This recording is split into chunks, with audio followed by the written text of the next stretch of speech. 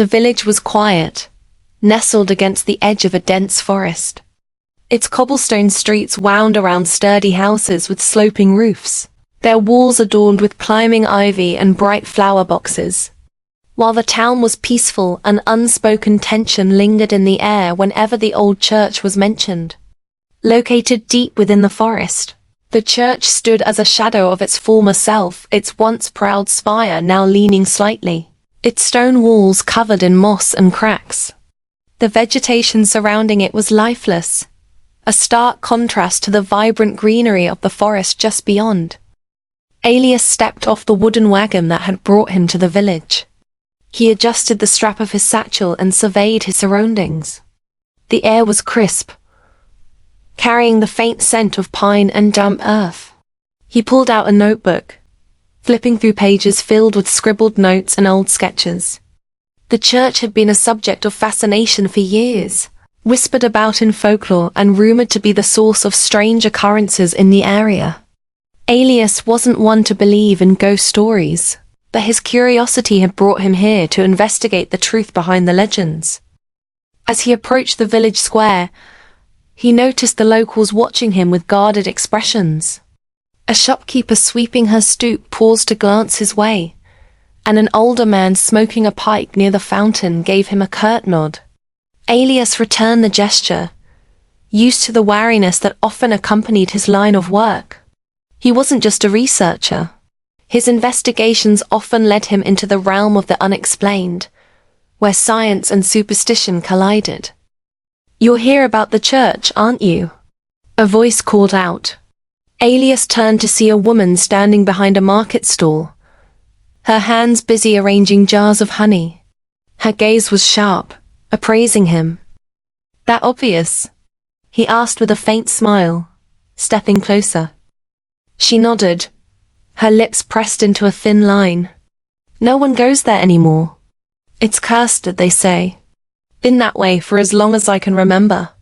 But if you're looking for answers, you won't find them here." "I've heard the stories," Alias replied, "but I'd rather see it for myself." The woman shook her head, a hint of pity in her eyes. "Suit yourself. Just don't say we didn't warn you." With that, Alias left the square and headed toward the forest path leading to the church. The trail was well trodden at first, lined with wildflowers and shaded by towering oaks. But as he ventured deeper, the air grew heavier, the light dimmer. The trees seemed to close in around him, their gnarled branches reaching like skeletal fingers. Eventually he emerged into a clearing, and there it was, the church. It was smaller than he'd imagined, its stone structure weathered by time and neglect. The roof sagged in places, and the stained glass windows were either broken or clouded with grime. A shallow moat encircled the building, filled with water so still it resembled glass. Alias approached cautiously, his boots crunching on the dead grass. The closer he got, the more he noticed the eerie silence. No birds sang, no insects buzzed. It was as if the church existed in its own pocket of the world, untouched by time or life. And then he saw him. A boy sat on the church steps, his figure still as a statue. He looked to be in his late teens, with pale skin that seemed to glow faintly in the dim light. His dark hair fell over his face, obscuring his eyes. He wore simple, old-fashioned clothes that looked out of place, like something from another era. Alias paused, unsure whether to approach. "Hello?" he called out softly. The boy didn't respond. He didn't even flinch. Alias took a cautious step closer, studying him. There was something off about the boy, not in a threatening way, but in a manner that made Alias's chest tighten with an unexplainable emotion. The boy seemed fragile, as if he might vanish into the air at any moment. "Do you live here?" Alias tried again. Still no answer. After a moment, Alias backed away.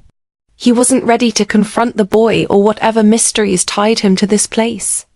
Instead, he circled the church, taking in its details. The moat intrigued him most of all.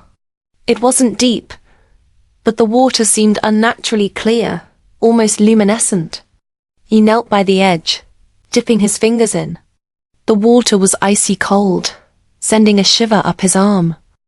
Standing, Alias turned his attention back to the boy, who hadn't moved an inch. There were questions burning in his mind, but they would have to wait. For now, he needed to gather his thoughts and return with a better plan. As Alias walked back toward the forest path, he couldn't shake the feeling that he was being watched. He glanced over his shoulder one last time, catching a flicker of movement out of the corner of his eye. The boy had lifted his head, his gaze following Alias with an intensity that sent a chill down his spine. This church, Alias realized, held more secrets than he could have imagined, and he was determined to uncover them.